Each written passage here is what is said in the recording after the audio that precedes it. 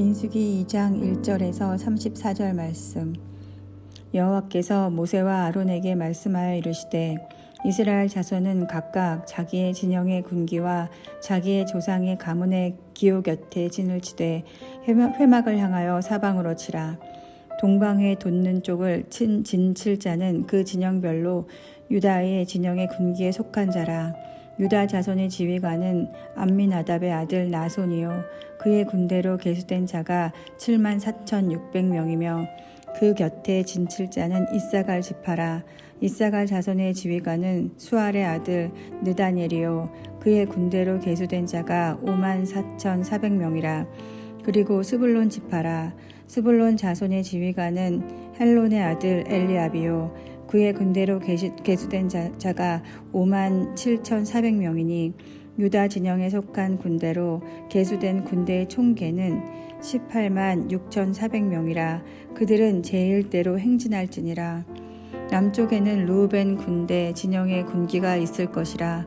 르우벤 자손의 지휘관은 스데울의 아들 엘리술이요 그의 군대로 계수된 자가 46,500명이며 그 곁에 진칠 자는 시므온 지파라. 시므온 자손의 지휘관은 수리사떼의 아들 슬루미엘이요 그의 군대로 계수된 자가 59,300명이며 또 갓 지파라. 갓 자손의 지휘관은 누우엘의 아들 엘리아삽이요 그의 군대로 계수된 자가 45,650명이니 르우벤 진영에 속하여 계수된 군대의 총계는 151,450명이라. 그들이 제2대로 행진할지니라. 그 다음에 회막이 레위인의 진영에 함께 그들의 모든 진영의 중앙에 있어 행진하되 그들의 진 순서대로 각 사람은 자기의 위치에서 자기들의 길을 따라 앞으로 행진할지니라. 서쪽에는 에브라함의 군대의 진영이 군기가 있을 것이라. 에브라함 자손인 지휘관은 암미옷의 아들 엘리사마요 그의 군대로 계수된 자가 45,000명이며 그 곁에는 므낫세 지파가 있을 것이라. 므낫세 자손의 지휘관은 부다술의 아들 가말리엘이요 그의 군대로 계수된 자가 32,200명이며 또 베냐민 지파라.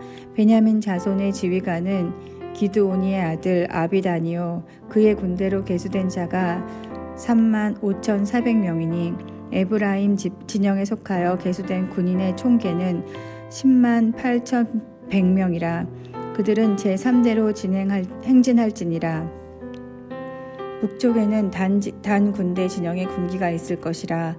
단 자손의 지휘관은 암미사떼의 아들 아히에셀이요 그의 군대로 계수된 자가 62,700명이며 그 곁에 진칠 자는 아셀 지파라.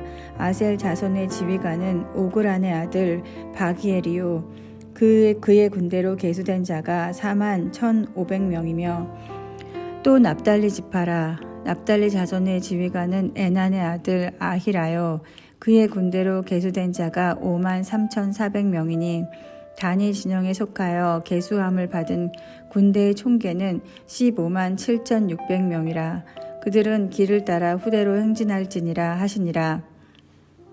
이상은 이스라엘 자손이 그들의 조상의 가문을 따라 계수된 자니 모든 진영의 군인 곧 계수된 자의 총계는 603,550명이며 레위인은 이스라엘 자손과 함께 계수되지 아니하였으니 여호와께서 모세에게 명령하심과 같았느니라.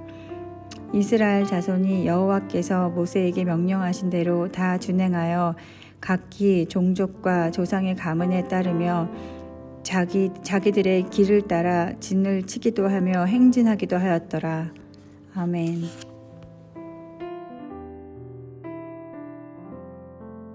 함께 기도하겠습니다. 하나님, 하나의 백성으로 살아가고 싶습니다. 하나의 백성답게 살고 싶습니다. 오늘도 그 하나의 백성으로 온전히 살아갈 수 있도록 힘과 은혜를 더하여 주옵소서. 이 모든 말씀 우리 주 예수 그리스도의 이름으로 기도하였습니다. 아멘. 할렐루야.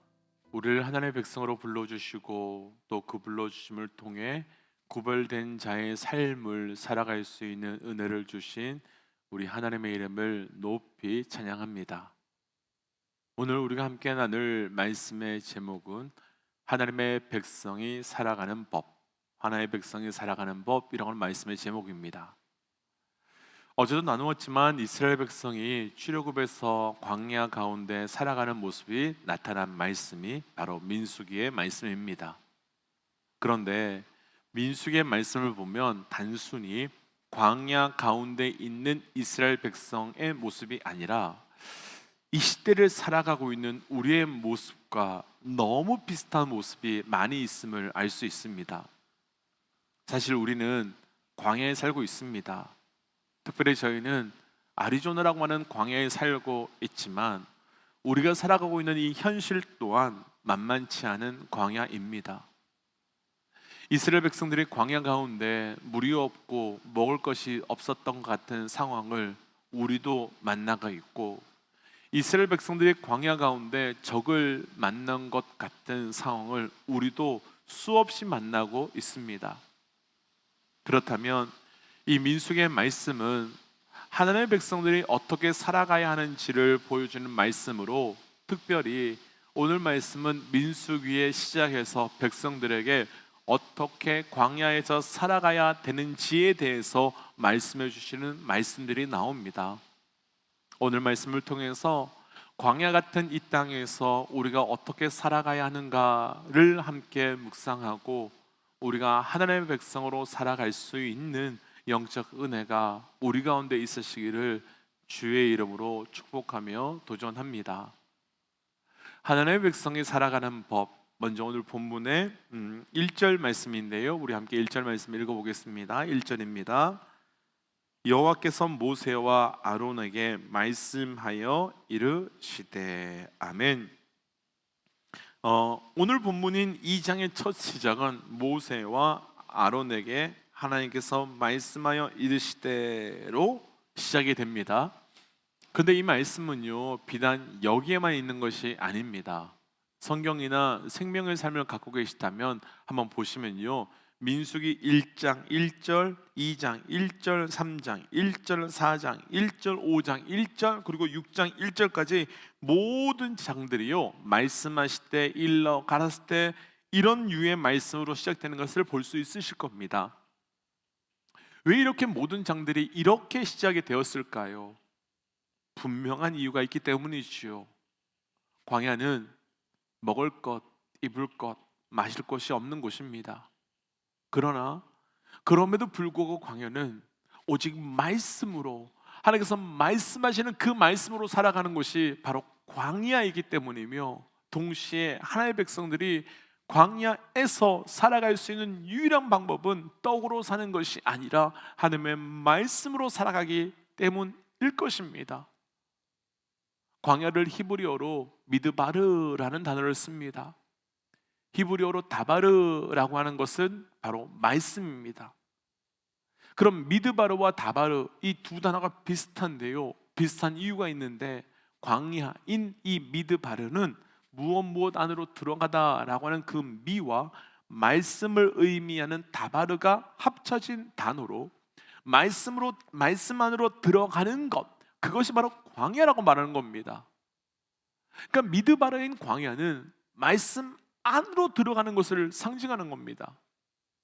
그렇다면 왜 하나님의 백성들을 광야로 보내시겠습니까? 왜 광야 속으로 가도록 하시는 것이겠습니까? 그 광야는 세상의 소리를 완전히 걷어내고 하나님의 음성만 듣게 하는 곳이기 때문이며, 아무것도 없이 주의 말씀으로만 살 수 있는 곳이지요. 도시에는 들리는 소리가 너무 많습니다. 우리의 삶의 도시에는 보이는 것이 너무나도 많이 있습니다. 하지만 광야는 사람의 소리와 세상의 소리가 죽었기 때문에 사람의 소리와 세상의 소리가 완전히 거두어진 곳이기 때문에 그것은 오직 하나님의 소리만, 하나님의 말씀만 들리는 곳입니다. 그래서 오직 하나님의 소리만, 오직 하나님의 말씀만 보이고 들리게 될 뿐만 아니라 동시에 다른 소리가 완전히 사라진 곳이기에 하나님의 소리가 혼란스러울 수 없는 것이지요. 그래서 하나님께서 하나님의 백성을 광야로 보내신 이유는 세상의 소리를 걷어내고 하나님의 음성만 듣게 하시려는 것이며, 또한 동시에 내 안의 소리를 걷어내고 하나님의 말씀만 듣게 하시려는 것이지요. 그럼 바로 이때 우리가 할 것이 무엇이겠습니까? 바로 그 음성 듣는 겁니다. 그리고 그 음성에만 반응하는 겁니다. 이렇게 본다면 하나님께서 광야에서 말씀을 주신 이유가 분명해집니다. 말씀을 주신 이유는 말씀을 향한 반응, 곧 말씀 앞에 순종이 목적인 거지요. 오늘날 교회는 엄청난 많은 말씀의 자리와 성경 공부의 자리가 있습니다. 말씀을 볼 수 있는 기회도, 말씀을 들을 수 있는 매체도 너무나도 많습니다. 근데 왜 말씀을 그렇게 보고 듣는데도 말씀의 능력이 나타나지 않을까요? 하나죠. 말씀 앞에 온전한 반응인 순종이 없기 때문이지요. 누가복음 1장에는 광야를 만난 두 사람의 모습이 나옵니다. 바로 마리아와 요셉. 결혼도 하지 않은 사람들이 임신을 하게 되었으니 엄청난 광야지요. 결혼도 하지 않은 사람들이 임신을 했다면 그 삶은 완전히 끝입니다. 완전히 끝입니다. 그런데 그 광야가 어떻게 하나님의 일하심의 사건으로 바뀌었습니까? 그 광야가 시작될 수 있는 그 임신의 사건 앞에 말씀대로 순종했기 때문이었습니다. 노아를 생각해 보고 싶습니다. 노아는 언제 방주를 지었습니까? 비가 와서 지은 것이 아니라 하나님의 말씀이 임할 때였습니다. 아브라함은 언제 떠났습니까? 아이를 임신했기 때문이 아니라 하나님의 말씀이 임하였기 때문이었습니다. 모세는 언제 애굽으로 돌아갔습니까? 왕자가 되었기 때문이 아니라 아무것도 없는데 말씀이 임하였을 바로 그때였습니다. 곧 말씀이 임했다는 것은 말씀이 내 삶을 기쁘게 하든지 아프게 하든지 불편하게 하든지 무엇이든지 그때가 바로 순종을 통해서 우리의 삶의 변화의 때이며 그 변화의 때가 시작되는 때이기 때문입니다. 그렇다면 왜 우리에게 계속 똑같은 말씀을, 왜 비슷한 말씀을 묵상하게 하시는 것일까요? 순종하지 않으니까, 그 말씀 앞에 변하지 않으니까.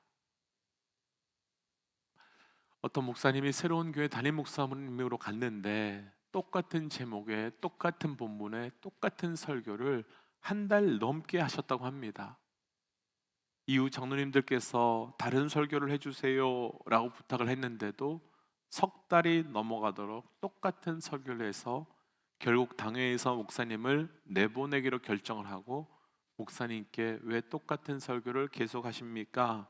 라고 물었더니 우리가 안 변했잖아요 라고 대답했다고 합니다. 진짜 있었던 이야기인지 가짜인지 모르겠습니다. 그런데 우리에게 가볍든 무겁든 장난이든 진지하든 그 어떤 말씀이 내 심령에 계속 들어오는 것은 우리의 삶의 변화가 일어나야 하는 때이기 때문입니다.